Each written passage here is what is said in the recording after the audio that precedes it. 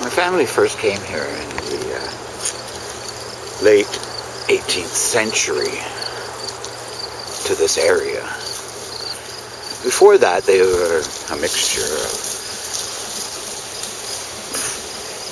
Germans, Scottish, and they came from New England, actually. Now, why they came here is a mystery. And where we actually came from in the long run is a mystery. Now that's on the one side of the family. On the other side of the family, my grandfather and grandmother came here in the early 1900s. But they went out to Souris, Manitoba. Now,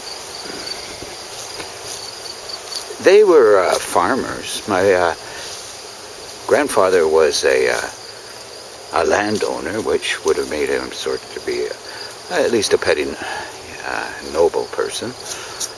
And he had considerable lands, but he met my grandmother, who again is a mystery, as he was 40 and she was just 17.